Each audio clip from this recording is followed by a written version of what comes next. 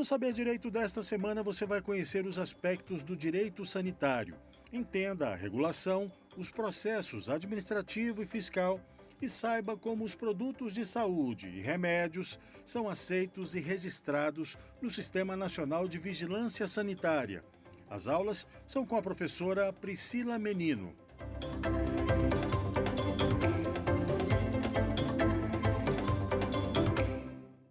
Olá, sejam muito bem-vindos de volta ao nosso curso de Direito Sanitário. E chegamos à nossa segunda aula. Vamos abordar vários conceitos interessantes, vários conceitos relevantes para esse assunto, né, para esse mundo que é o direito sanitário. E nessa segunda aula a gente vai falar um pouquinho sobre a Agência Nacional de Vigilância Sanitária. Então a gente vai falar sobre as suas características, sobre a sua criação, sobre as suas competências, que é muito relevante também, a participação social na elaboração das normas. Na primeira aula a gente mencionou um pouquinho sobre que são as fontes do direito, né? E agora a gente vai falar um pouquinho aqui sobre como que é esse passo posterior, que é a criação efetivamente de uma norma pela Anvisa, né? O poder de polícia que o Sistema Nacional de Vigilância Sanitária tem, as características desse poder de polícia, suas limitações também, e vamos falar sobre, finalmente, as taxas de fiscalização de vigilância sanitária, que é um assunto que é muito relevante também. Por quê? Porque é um meio que gera um pouco a máquina pública da Anvisa, principalmente, e além disso, é um assunto que acaba trazendo impacto diretamente na saúde econômica da empresa, né? Então, a gente vai entender um pouquinho mais sobre essas taxas, se elas são legais ou não, e como que elas são calculadas, tá? Então, entrando especificamente no nosso conteúdo de hoje, a gente vai falar um pouquinho sobre o que aconteceu antes da Anvisa ser criada. Então, a gente está falando um pouquinho aqui sobre uns aspectos históricos. E para que a gente fale um pouquinho sobre os aspectos históricos, a gente tem que voltar, obviamente, a um período anterior à criação da Anvisa. Na primeira aula, eu mencionei com vocês sobre a questão da CPI de medicamentos que aconteceu no Brasil. O que aconteceu naquele período? A gente teve alguns produtos no Brasil que, infelizmente, sofreram muita falsificação. E esses escândalos, eles acabaram sendo divulgados na mídia. Aconteceu também o caso do Microvlar, que era um contraceptivo que teve um lote que foi comercializado somente com placebo, ou seja, é a famosa pílula de farinha, né? Que não tinha o princípio ativo. E o que aconteceu na época? Na época, muitas mulheres relataram que, apesar de estarem usando o método contraceptivo, elas acabaram engravidando. E aí foram investigar o caso e verificaram que houve um lote, na verdade, eu acredito que foi mais de um lote, salvo engano, foram 7 lotes que foram comercializados. Eles foram feitos como lote piloto, só para testar um equipamento à época. E quando eles fizeram esse teste, eles, obviamente, não utilizaram um princípio ativo farmacêutico, né? Então, o insumo farmacêutico é como se fosse o mecanismo que vai agir, a molécula que vai agir no organismo da pessoa. E eles fabricaram sem esse princípio ativo. E o que isso significava? Isso queria dizer que esses produtos, eles não tinham segurança, eficácia e qualidade alguma. Eles eram única e simplesmente uma pílula com farinha, que são os recipientes, né? E aí, esses lotes, eles acabaram, infelizmente, indo ao mercado. Algumas mulheres relataram essas gravidez. E aí começou uma investigação ampla. Na época, não existia a Anvisa, era a Secretaria de Vigilância Sanitária, que era vinculada ao Ministério da Saúde. E o que aconteceu? Eles perceberam que isso foi considerado um desvio de qualidade que aconteceu na indústria. E depois disso, começaram a estourar outros escândalos também, vinculados a alguns produtos que estavam sendo alvo de falsificação. Então, antes, a gente não tinha a obrigatoriedade, no rótulo da embalagem, constar o lote, constar algumas informações, por exemplo, na nota fiscal, que a pessoa comprava, não constava o lote, via de regra, lá, do produto que ela estava comercializando. Então, dificultava na rastreabilidade desse produto. E aí, por conta disso, esses escândalos, eles trouxeram uma insegurança no mercado farmacêutico brasileiro. E aí, obviamente, o ordenamento jurídico ele tem que dar uma resposta à sociedade, né? E aí, essa resposta à sociedade foi uma medida provisória que aconteceu para a criação da Anvisa. Mas, além disso, existiram outros fatores também. Além dessa crise de insegurança, a gente pode também relatar alguns outros casos que foram, né, que ensejaram nessa criação da Agência Nacional de Vigilância Sanitária, como é o modelo americano que ela adota hoje. Então, além das crises da Secretaria de Vigilância Sanitária do Ministério da Saúde, existia também uma crise de confiança da sociedade na administração pública como um todo, né? Porque quando existia a Secretaria Nacional de Vigilância Sanitária, ela era vinculada ao Ministério da Saúde. E o que isso significava? Por ela não ter uma autonomia e uma independência, ela tinha fragilidades de interferências políticas. Então, o ministro acabava tendo uma interferência na escolha do secretário nacional de Vigilância Sanitária, né? E isso interferia numa confiança da sociedade na administração como um todo. Então, isso aí foi um dos fatores que acabou ensejando nessa busca, né? nesse ensejo de criar uma Agência Nacional de Vigilância Sanitária. Um outro caso que eu mencionei na primeira aula e que vocês, eu acredito que lembram, é a CPI de medicamentos. Então, a CPI de medicamentos, ela foi muito, muito, muito noticiada à mídia à época. E o que isso teve impacto? Teve impacto de mostrar para as pessoas que não eram casos isolados. O caso de falsificação de medicamentos, inclusive, levou pessoas à morte. Tiveram alguns relatos, na época, de um produto que se chama Amoxil. Ele sofreu falsificações. Por que eles falsificavam? Como o medicamento ele era comercializado, vamos supor, a R$30 na farmácia, né, regularmente, né? Esse medicamento, o original mesmo, né, que foi produzido pela indústria, segundo as boas práticas de fabricação e tudo mais. Vinham algumas empresas que eram empresas marginalizadas, ou seja, elas estavam à margem da regulação. Essas empresas falsificavam esses lotes e acabavam comercializando esses lotes. E aí, o que aconteceu? Uma criança, infelizmente, veio a óbito porque utilizou o medicamento Amoxil, que era um lote falsificado, em um hospital. E eles puderam identificar que não era o produto que era fabricado pela empresa mesmo, e sim fabricado por uma outra empresa, que a empresa que era a detentora do registro sanitário nem reconhecia aquele lote. E aí, com a morte dessa criança, veio uma comoção pública muito grande, né?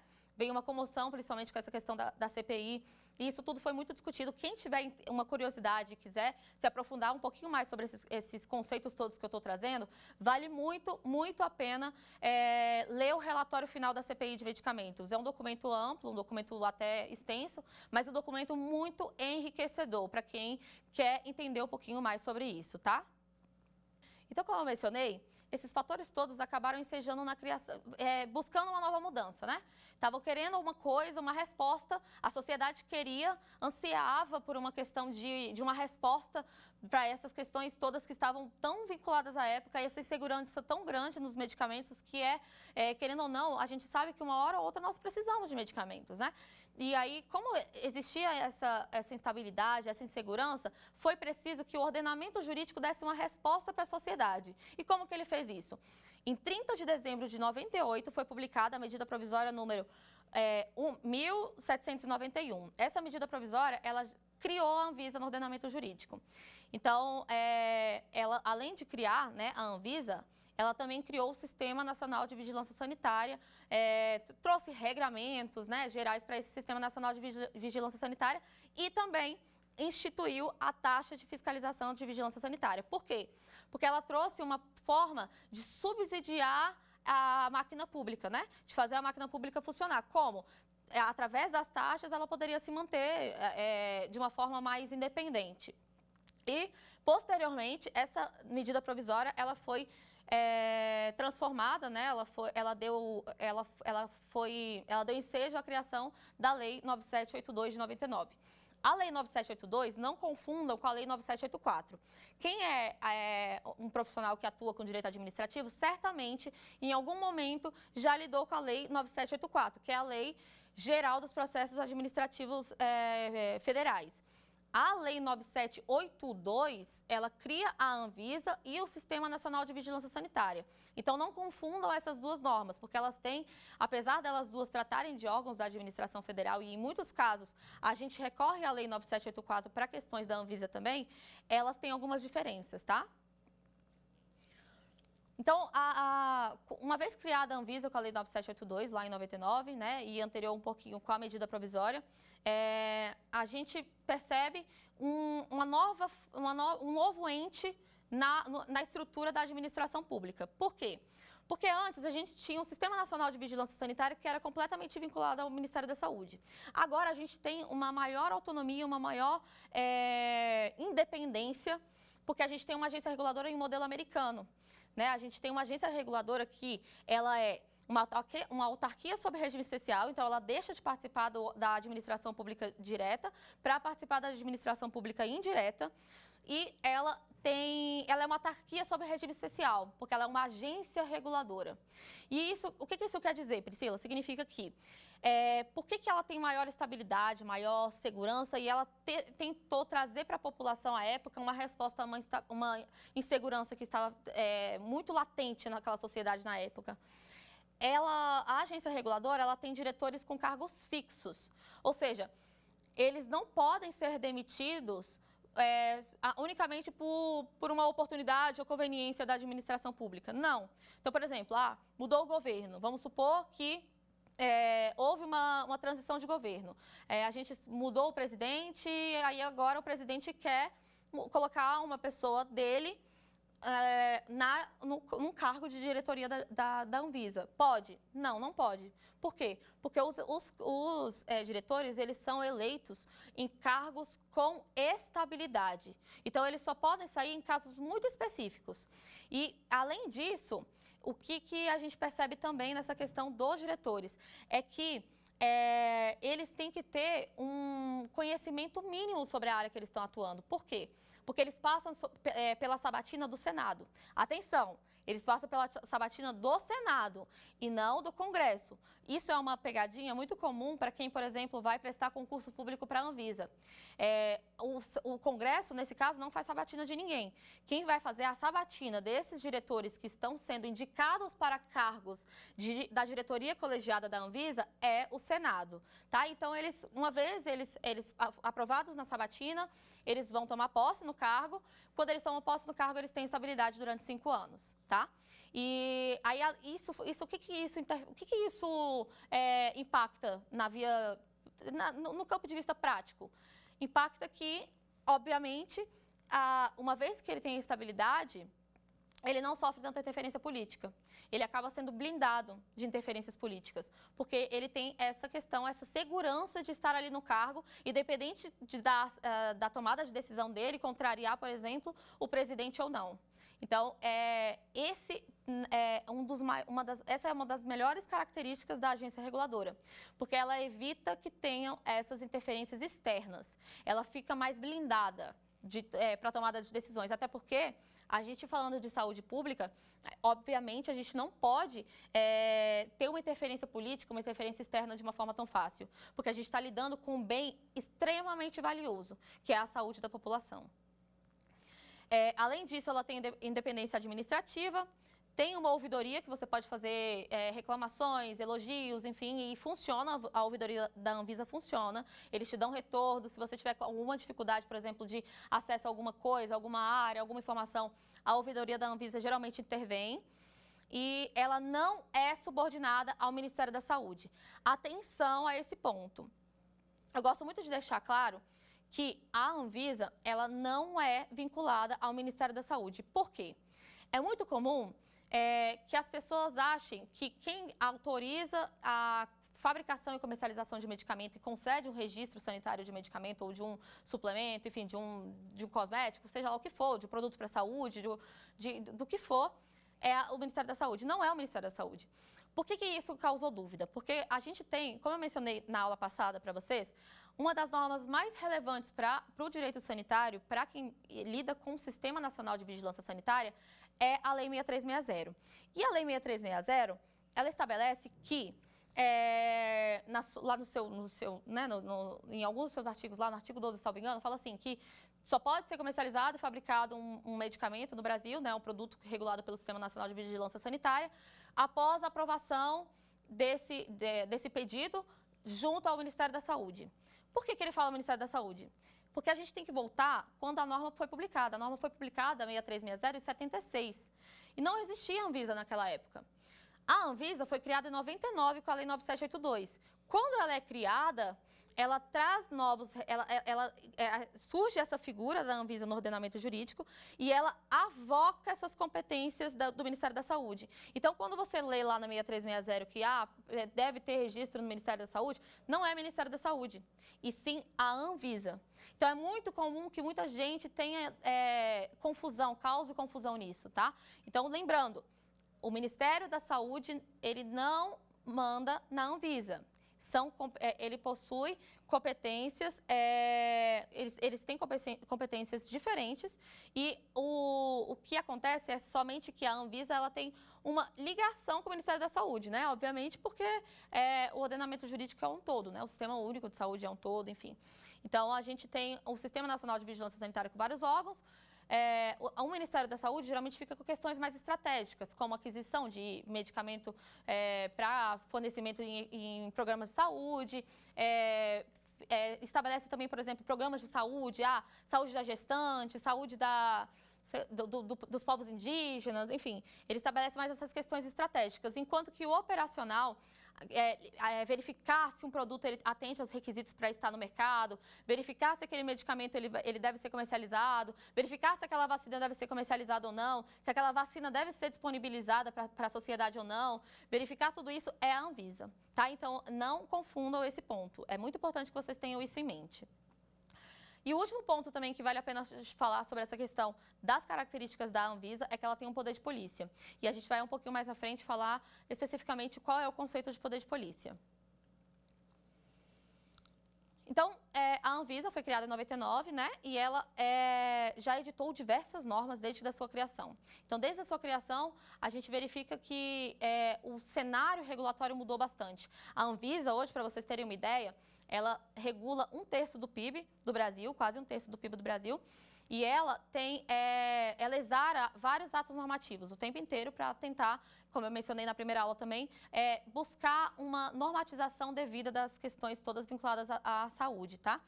E quando a gente vê um cenário antes da Anvisa e pós-Anvisa, hoje a Anvisa ela é tão respeitada mundialmente que ela participa, inclusive, de programas e de questões mundiais mesmo. Então, ela tem assento, por exemplo, no ICH, ela tem voz ativa em vários órgãos.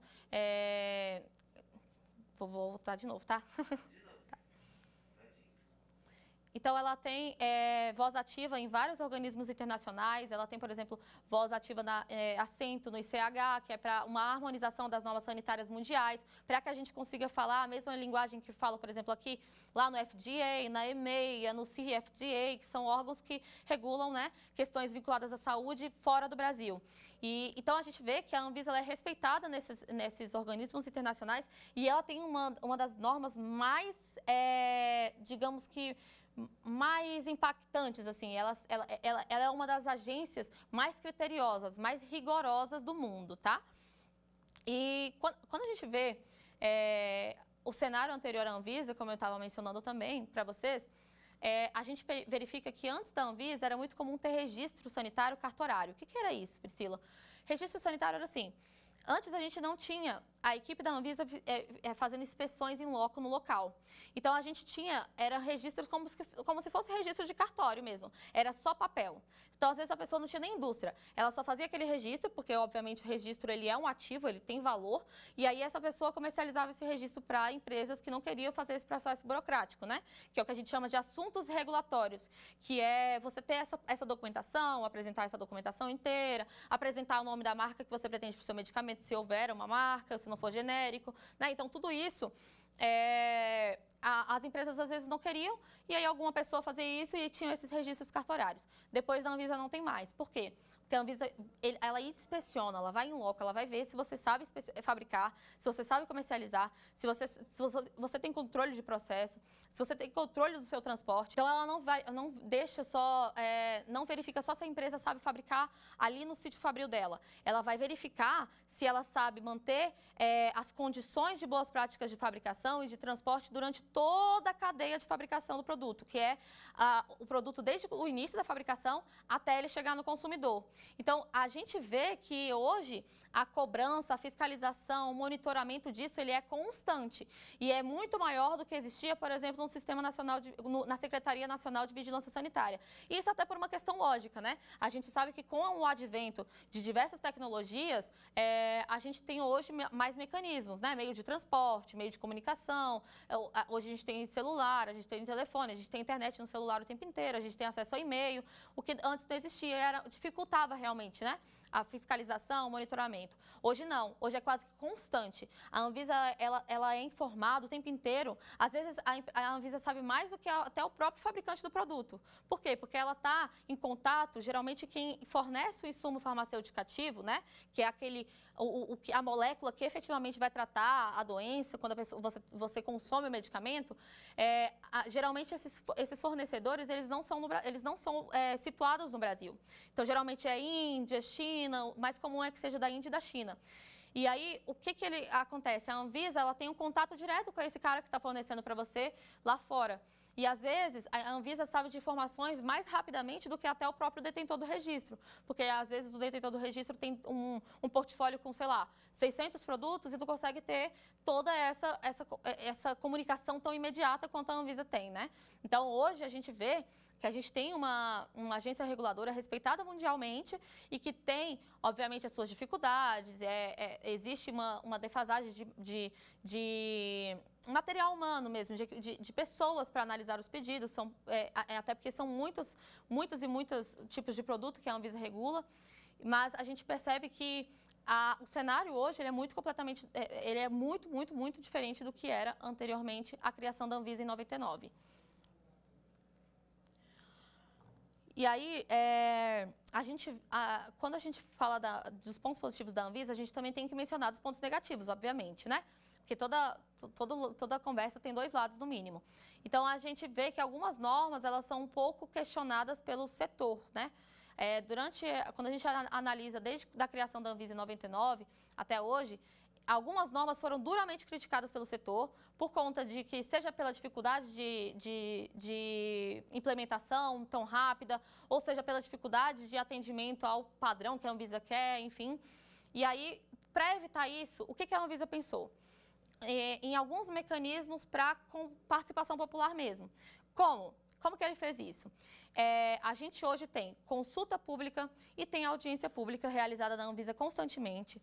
Além disso, é muito comum que a Anvisa faça simpósios, webinar, faça discussões com o setor, que chame os sindicatos do setor, né, para discutir alguma determinada norma que se pretenda implementar. Além disso, a gente verifica também que a Anvisa também está fazendo uma análise de impacto regulatório. O que significa isso, Priscila? Significa que ela, antes de implementar e começar o processo para a mudança regulatória, ela vai analisar qual é o impacto que vai atingir aquilo ali, qual é o impacto que efetivamente vai ter na sociedade, qual é o impacto que aquela norma vai ter no setor. Isso pode causar um efeito reverso, que é, por exemplo, você exigir uma norma tão duramente ao ponto de que aquela indústria não consiga atingir, e aí ela acaba fazendo o quê? Descontinuando o medicamento. E aí vai acontecer uma defasagem daquele medicamento no mercado e pode, inclusive, atingir tratamentos de saúde que estão ocorrendo.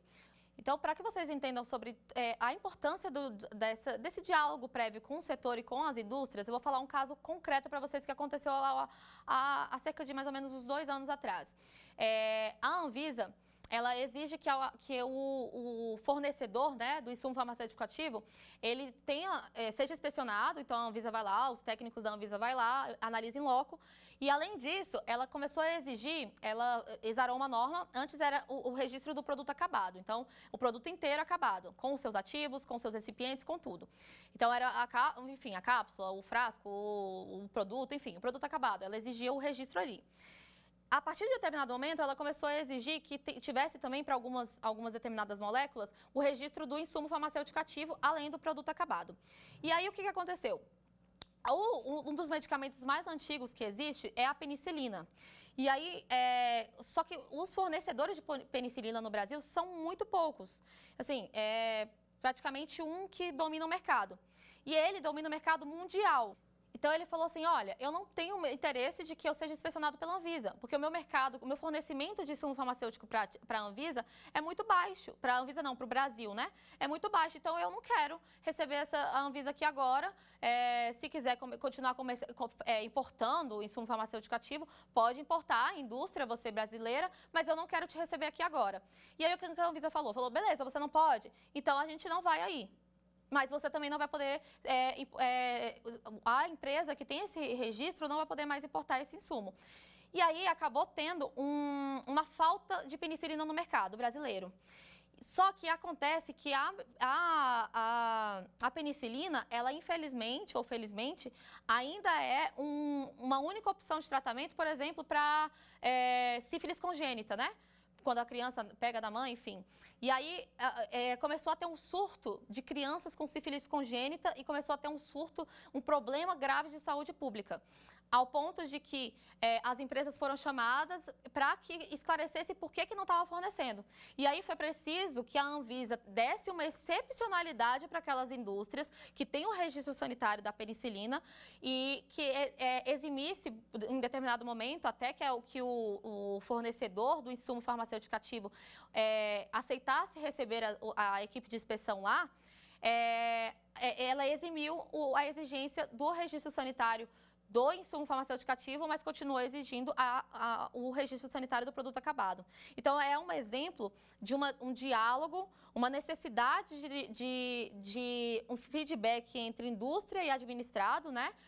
Indústria e Anvisa, então o setor regulado e o setor regulador, para que conseguisse achar um meio termo e evitasse que existisse o problema de saúde grave do Brasil. Então, esse é um exemplo clássico de, por exemplo, que às vezes as normas elas devem ser muito bem observadas antes da sua implementação, sob pena dela ter um efeito reverso. E por isso que existem esses mecanismos, né? Como a análise de impacto regulatório e audiência pública e consulta pública, tá? Agora a gente já entendeu esses conceitos introdutórios, características da Anvisa, mas é importante a gente entender, então, quais são as competências da Anvisa. E as competências da Anvisa, elas estão estabelecidas no artigo 7º, eu vou ler para vocês, tá? Artigo 7º da Lei 9782. Compete à Anvisa, enfim, coordenar o Sistema Nacional de Vigilância Sanitária. Como eu mencionei para vocês na primeira aula, ela coordena esse sistema. Se houver normas, alguma questão de contradição ou algum conflito aparente de normas, a Anvisa vai ter que ir lá e intervir, porque o sistema deve ser harmônico e não contraditório. Ela fomenta e realiza estudos e pesquisas no âmbito de suas atribuições, estabelece normas, propõe, acompanha e executa as políticas, as diretrizes e ações de vigilância sanitária, estabelece normas e padrões sobre limites de contaminantes, resíduos tóxicos, desinfetantes, metais pesados que envolvam risco à saúde, intervém temporariamente na administração de entidades produtoras que sejam financiadas, subsidiadas ou mantidas com recursos públicos, administra e arrecada a taxa de fiscalização sanitária, autoriza o funcionamento das empresas que vão fabricar, distribuir e importar produtos regulados pela Anvisa, né? Anuir com a importação e exportação de produtos, conceder registro de produtos, como eu mencionei para vocês há pouco, a competência é da Anvisa e não do Ministério da Saúde, exigir regularmente específica, exigir, mediante regulamentação específica, certificação de conformidade no âmbito do Sistema Brasileiro de Certificação, exigir o credenciamento no âmbito do SINMetro, exigir o credenciamento dos laboratórios públicos para análise fiscal interditar como medida sanitária os locais de fabricação, controle, importação, armazenamento, distribuição e venda de produtos e prestação de serviços relativos à saúde, no caso de ocorrer alguma violação de legislação pertinente ou de risco iminente à saúde. Esse ponto é muito importante porque é muito comum que no Diário Oficial tenham determinações de interdição cautelar, de lotes de produto por conta de algum determinado possível desvio. Então, a Anvisa tem a competência para determinar a interdição cautelar, que dura 90 dias, né, desse lote, até que verifique se ele realmente possui algum desvio ou não. Exatamente visando sempre a proteção da saúde da população. Proibir a fabricação, importação, armazenamento e comercialização de produtos e insumos, cancelar a autorização de funcionamento e autorização especial de funcionamento, coordenar as ações de vigilância sanitária realizadas por laboratórios, estabelecer, coordenar e monitorar o sistema de vigilância toxicológica e farmacológica, promover a revisão e atualização periódica da farmacopeia, manter sistema de informação contínua e permanente para integrar suas atividades com as demais ações de saúde, monitorar e auditar os órgãos e entidades estaduais, distritais e municipais que integram o Sistema Nacional de Vigilância Sanitária, coordenar e executar o controle de qualidade de bens e produtos relacionados ao artigo 8º desta lei, fomentar o desenvolvimento de recursos humanos, atuar e aplicar as penalidades cabíveis. A agência pode delegar essas competências para os estados, para os municípios e para o DF, e ela pode assessorar, complementar ou suplementar ações estaduais. Então, ela pode delegar. E se ela entender também que ela tem que assessorar, ela também pode, tá? Então, ela exatamente por conta de ela ser uma coordenadora desse sistema inteiro, tá? Mas aí a gente entendeu que essas competências da Anvisa são várias, né? A gente percebeu que a relevância dessa agência para o sistema sanitário. Mas como é que ela faz isso? Então, é exatamente nesse ponto que a gente fala sobre o poder de polícia. O poder de polícia, ele é um meio que a Anvisa e o Sistema Nacional de Vigilância Sanitária como um todo possui, que é sempre visando interferir nos direitos dos particulares, visando a proteção e a promoção da saúde pública. Tá, Priscila, mas eu sei pensar o que é o poder de polícia, mas existe algum conceito de poder de polícia? Está na 6360? Está na 9782? Não, não está em nenhuma dessas duas normas. O poder de polícia, ele vem sendo conceituado e o conceito mais assertivo e mais completo que a gente tem é o conceito que está constando lá no Código Tributário Nacional. Então, pasmem, o Código Tributário Nacional é a norma que a gente usa para tratar do conceito de poder de polícia. E aí ele fala o seguinte: considera-se poder de polícia a atividade da administração pública que, limitando ou disciplinando o direito, interesse ou liberdade, regula a prática de ato ou abstenção de fato, em razão sempre do interesse público, concernente à segurança, higiene, ordem, costumes, disciplina da produção e do mercado, exercício de atividades econômicas dependentes de concessão ou autorização do poder público, tranquilidade pública e respeito à propriedade e os direitos individuais e coletivos. Então, vejam, o conceito de poder de polícia é bem amplo, mas a gente pode extrair alguns elementos principais, né? O parágrafo único, ele já nos dá uma dica do que é o poder de polícia e se ele é amplo, absoluto ou não. Ele fala o seguinte: considera-se regular o exercício do poder de polícia quando desempenhado pelo órgão competente. Então, primeiro ponto, deve ser feito por quem é competente, sob pena dele não ser o poder de polícia, de haver ou desvio ou abuso de poder, nos limites da lei aplicável, ou seja, razoabilidade e proporcionalidade, com observância ao devido processo legal, ou seja, não pode ser feito de qualquer jeito, ele deve observar um rito para tanto.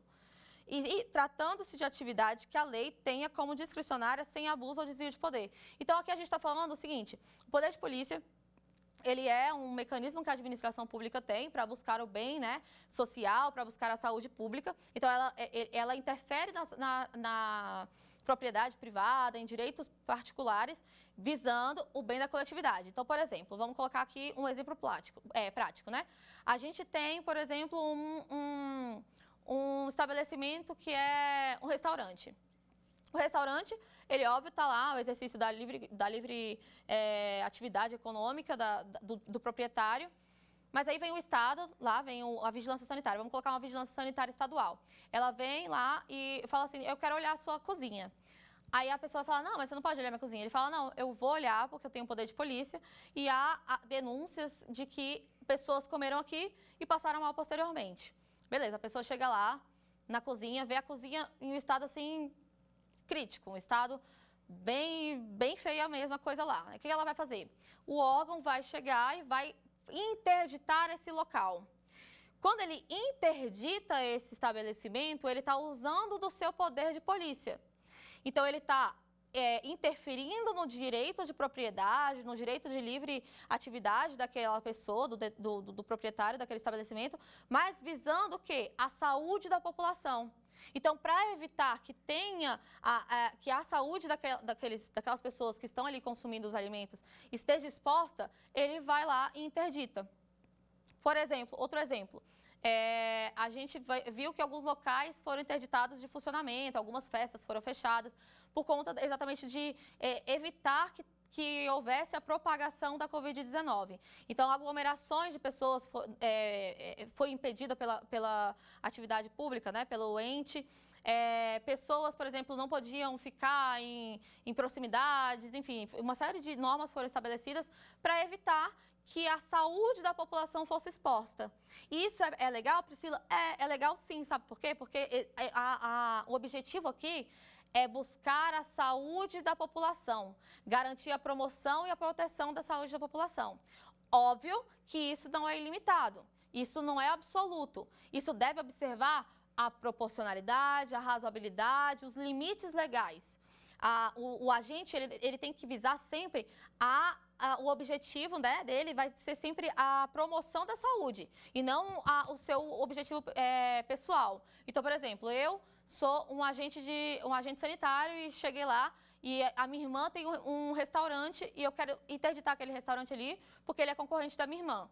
Não, eu não posso fazer isso, porque eu estou extrapolando a minha competência, eu estou tendo um desvio de poder sobre isso, né? Sobre a minha competência, ela não está mais, o meu poder de polícia, ele já está evado de vício há muito tempo, porque a minha motivação está indevida, porque eu não observei a proporcionalidade, a razoabilidade, a legalidade, enfim, todos os princípios que se aplicam a isso, né? Não fui ética, né? Existem diversos fatores que a minha atitude ela não condiz com o ordenamento jurídico. Então, por isso que o poder de polícia, ele existe, ele pode ser utilizado pela administração pública, sim, mas ele não é absoluto, tá?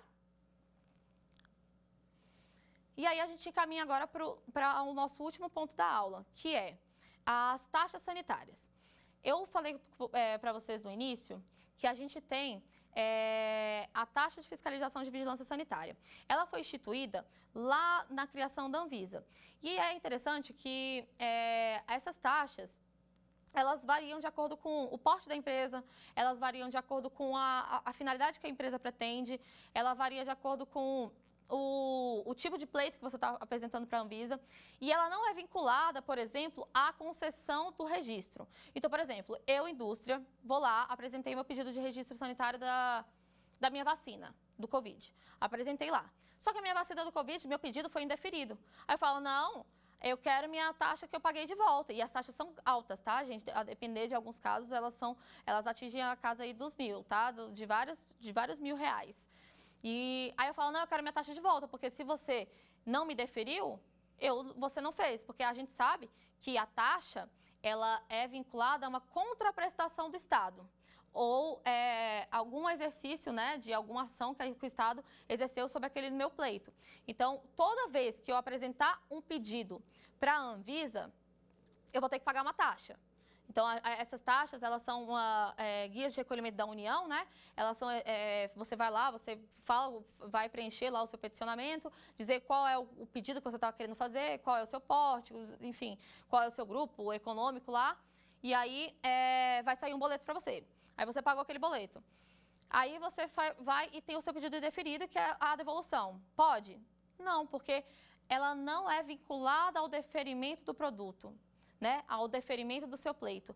Ela muito pelo contrário, ela é vinculada a uma contrapartida do Estado, mas no sentido de que a Anvisa analisou o seu pedido.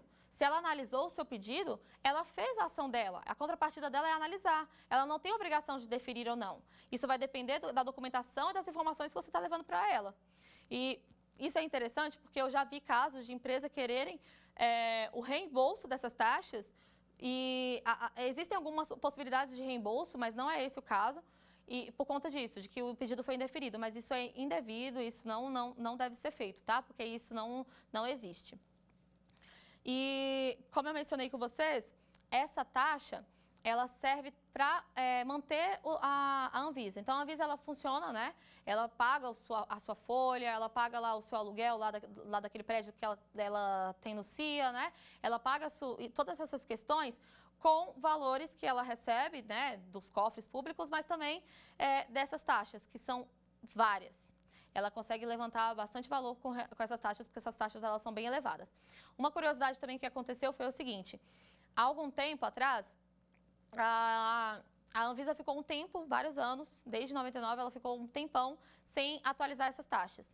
Então, os valores das taxas, eles ficaram obsoletos, né? E aí, depois de, assim, uma questão de 10 anos, enfim, depois de vários anos depois que ela foi implementada, a Anvisa foi e atualizou esse valor, fez um reajuste, considerando todo o histórico. E aí, muita empresa que tinha um budget, né, um orçamento, pensando assim, vou apresentar 5 pedidos de registro, vou apresentar 5 pedidos de pós-registro, vou apresentar 5 pedidos de inspeção, de boas práticas, enfim. Elas consideravam que iriam ter um valor X, né, com essas taxas, elas já fazem essa previsão no início do ano, e acabaram sendo surpreendidas com essa elevação nos valores das taxas, né? E aí muita empresa foi até o Poder Judiciário para questionar isso. Um sindicato conseguiu uma liminar numa época para suspender a exigibilidade dessas taxas, mas acabou que a sentença foi proferida e foi julgando improcedentes os pedidos. Então, aconteceu que as empresas tiveram que arcar com todo o valor retroativo. E acabou tendo um impacto, obviamente, na saúde financeira das empresas, né? Então, esse ponto ele é relevante para quem, por exemplo, atua em direito tributário, para quem quer saber, né, defender os direitos dos clientes, sabendo se pode ou não pedir reembolso. Então, como é um assunto que ele é tão questionado na Anvisa ainda hoje, a gente sempre menciona ele nas aulas, tá? E aí, finalmente, é importante a gente deixar claro que o valor das taxas ele vai variar de acordo com a classe dos produtos, então, com o tipo de pedido que você está fazendo, né? E também com o porte econômico da empresa. Então, o valor das taxas ele é variável, tá? Bem, agora a gente chegou no final da nossa segunda aula. E a gente, obviamente, aprendeu vários conceitos, várias questões, principalmente vinculadas à Anvisa, ao Sistema Nacional de Vigilância Sanitária, às taxas. E para que a gente saiba se realmente aprendemos, se realmente entendemos o conteúdo, vamos agora para as questões, para o nosso quiz.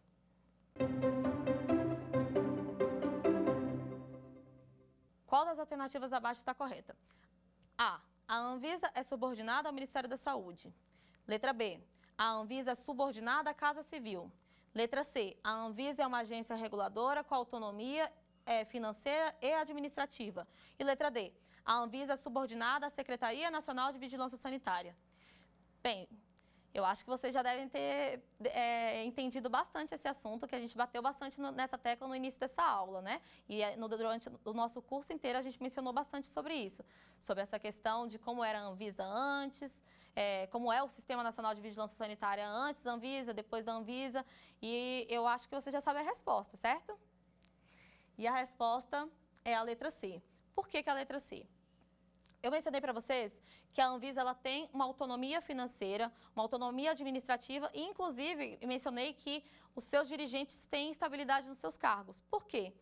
Para evitar interferências políticas, para que ela consiga exercer as suas competências de uma forma mais assertiva, de uma forma menos parcial, né? Mais imparcial. E aí, quando a gente olha as opções, a letra A é a que causa mais confusão, que eu bati bastante nessa tecla durante o nosso curso, durante nossa segunda aula, né? A Anvisa não é vinculada ao Ministério da Saúde. Ela tem uma vinculação, ou seja, eles têm uma conversa, enfim. Até porque também, além da Anvisa e do Ministério da Saúde, quando a gente fala de, por exemplo, medicamentos, a gente tem uma conversa muito comum entre a Anvisa, Ministério da Saúde e CMED, que é a Câmara de Regulação do Mercado de Medicamentos. O que é a CMED? É quem define o preço dos medicamentos. Não sei se vocês sabem, mas a maioria dos medicamentos, salvo algumas exceções, os preços dos medicamentos eles são controlados para evitar que tenha abuso uma elevação abusiva de preços. E é muito comum que a Anvisa converse com o Ministério da Saúde, com o CMED, enfim, tenha essa interface entre esses órgãos. Lembrando que não são subordinados, eles possuem uma vinculação, mas não são subordinados. Então, a Anvisa não deve acatar, por exemplo, uma determinação do Ministério da Saúde. Ela é imparcial, tá? E muito menos da Casa Civil também. Agora, a gente vai para a segunda questão, para a gente ver se a gente realmente está craque em direito sanitário. Sobre o poder de polícia, qual afirmação está correta? Letra A. A Anvisa e o Sistema Nacional de Vigilância Sanitária não possuem poder de polícia, já que este é intrínseco à Polícia Federal. Letra B. Poder de polícia é a atividade da administração pública que, limitando ou disciplinando o direito, interesse ou liberdade, regula a prática de ato ou abstenção de fato, em razão de interesse público. Letra C. O poder de polícia não permite que haja fiscalização em estabelecimentos públicos que fornecem alimentos. Letra D. O poder de polícia é limitado e absoluto. E aí? A gente falou disso há pouco tempo. Vocês lembram dos conceitos que a gente falou sobre o poder de polícia, que o Sistema Nacional de Vigilância Sanitária tem? Já sabem a resposta? Vamos lá. E a resposta, eu acredito que a maioria de vocês acertou, é a letra B. Esse conceito que está na segunda questão é praticamente o conceito que está no artigo 78 do CTN, né? Que é o conceito do poder de polícia. O poder de polícia é uma atividade da administração pública que, limitando ou disciplinando o direito, interesse ou liberdade, regula a prática de ato ou abstenção de fato em razão de interesse público. Então, quando a gente observa as outras questões, o poder de polícia, ele não é ilimitado e absoluto, ele tem várias limitações e ele, obviamente, deve respeito à segurança jurídica, legalidade, proporcionalidade, razoabilidade, enfim, uma série de questões. O poder de polícia, ele permite, sim, que haja fiscalização em estabelecimentos públicos que fornecem alimentos. Eu até mencionei para vocês da questão do exemplo que eu trouxe do restaurante, que tinha uma cozinha que não era muito legal e aí acabou sendo interditada. E a Anvisa e o Sistema Nacional de Vigilância Sanitária, eles possuem, sim, o poder de polícia. E essa questão da Polícia Federal era só para trazer uma confusão para vocês mesmos, né, por conta dessa vinculação com polícia. Mas lembrando que eles possuem, sim, poder de polícia. E agora a gente vai para a última questão dessa nossa segunda aula. Sobre as taxas de fiscalização de vigilância sanitária. Qual afirmação é a correta? Somente são devidas caso o pedido apresentado para a Anvisa seja deferido. Letra B. São devidas somente para empresas de grande porte econômico. Letra C. A taxa de fiscalização de vigilância sanitária deve ser paga antes do peticionamento de qualquer solicitação feita à Anvisa. Ou letra D. A taxa de fiscalização de vigilância sanitária é ilegal. A gente falou sobre isso no último tópico da nossa aula e eu acredito que deve estar bem fresco na cabeça de vocês. Vamos conferir qual é a resposta? E a resposta é a letra C. Por quê? A taxa de fiscalização de vigilância sanitária, ela deve ser paga, sim, antes de qualquer peticionamento, sob pena do seu peticionamento, inclusive, nem ser analisado. Então, já aconteceu, por exemplo, de algumas empresas deixarem para pagar, porque você tem até 30 dias para pagar a taxa. E aí, eu já vi uma empresa que peticionou o processo, apresentou o seu pedido e esqueceu de pagar aquela taxa. Porque a taxa você tem 30 dias para pagar, né? E aí, como ela esqueceu, quando o pedido dela... E aí, a gente sabe que existe uma fila de análise desses pedidos. Então, é uma questão cronológica. Salvo algumas outras questões que acabam tendo prioridade em alguns pleitos que já existem lá na fila. E aí, como ela esqueceu de pagar, ela, quando finalmente o pedido dela foi analisado, ela teve o pedido indeferido por conta de que não teve o recolhimento daquela taxa, não houve o comprovante de recolhimento daquela taxa. Um outro caso, uma empresa também fez a mesma coisa, só que ela pagou e não juntou o comprovante de recolhimento. E o que acontece? Como todos esses valores eles são pagos e eles vão para os cofres públicos, não tem como a Anvisa ir lá e verificar se você pagou ou não. E é um processo mais burocrático. Então, o que ele fez? Indeferiu por conta de que não tinha o comprovante de pagamento ali naquele dossiê do pedido de registro. E aí, isso traz um prejuízo enorme para a empresa, porque você, às vezes, tem uma previsão de lançamento de um projeto, por exemplo, de um produto que está inovador, que a empresa está colocando como carro-chefe, e aí, quando o seu pedido finalmente é analisado, superou a fila, entrou em análise, ele é indeferido por um detalhe pequeno. Aí a gente apresentou um recurso administrativo na época, em face dessa decisão, juntando comprovante de recolhimento. Na época, a gente alegou também a questão da proporcionalidade, da razoabilidade na aceitação desse pedido. O recurso foi provido, voltou para a área técnica para analisar o pedido de registro do produto, mas acontece que a empresa acabou perdendo um ano com o processo tramitando dentro da Anvisa por causa de um erro tão pequeno e tão discreto, né? tão sutil. Então, a gente tem que ter muito cuidado quando a gente lida com essas questões dos nossos clientes, porque a gente tem a responsabilidade de estar representando direitos e interesses, né? E isso é muito importante, porque gera prejuízo, gera consequências, gera expectativas, gera uma série de questões que a gente tem uma responsabilidade enorme, né? E aí, a gente analisando as outras questões que estão indevidas, a taxa de fiscalização de vigilância sanitária é ilegal? Não, ela é legal. Tanto é que ela está prevista na Lei 9782. E lá na Lei 9782 ainda constam valores. Tem uma resolução da Anvisa também que foi exarada, né? Uma resolução da diretoria colegiada tratando especificamente sobre as taxas também, tá? Trazendo, né, aquela questão, tratando sobre valores, sobre porte econômico, sobre grupos, sobre tudo isso. São devidas somente para empresas de grande porte econômico. Isso também é um outro erro muito comum. Muita gente acha que só por ser uma empresa de grande porte que ela deve pagar taxa. Porque existe aquela questão da isenção de taxa que está no artigo 5º da Constituição Federal, né? Que fala que são isentos de taxas as pessoas hipossuficientes, enfim, tem aquela questão da gratuidade. E aí muita gente, eu já vi pedir registro alegando isso, só que infelizmente isso não se aplica aqui. Tá? Porque é uma questão vinculada. Então, para você ter uma análise do seu pedido, você tem que ter a contraprestação, que é o quê? O pagamento dessa taxa. E a letra A, ela está errada porque, como eu mencionei, elas são devidas, sim, mesmo que o seu pedido ele seja deferido no final, a taxa ela é legal, única e exclusivamente por conta de que a Anvisa está analisando o seu pedido, tá? Eu espero que vocês tenham entendido todos os conceitos dessa questão e aprendido bastante um pouquinho sobre essa questão do direito sanitário nessa nossa segunda aula. Bem, essas foram as nossas questões da nossa segunda aula. Eu espero que vocês tenham acertado todas as questões, porque foram conteúdos que a gente abordou durante toda a aula. Então, só para fazer um resuminho do que nós aprendemos durante todo o nosso curso, né, e especificamente nessa nossa segunda aula, a gente tratou das características da Anvisa, tratamos das suas competências, tratamos também das suas comunicações com a sociedade, né, das suas tratativas com a sociedade em consulta pública, audiência pública, em webinar, enfim. A gente percebeu que a Anvisa também existe uma interface entre setor e agente regulador. Falamos um pouquinho também sobre o poder de polícia e a importância do poder de polícia.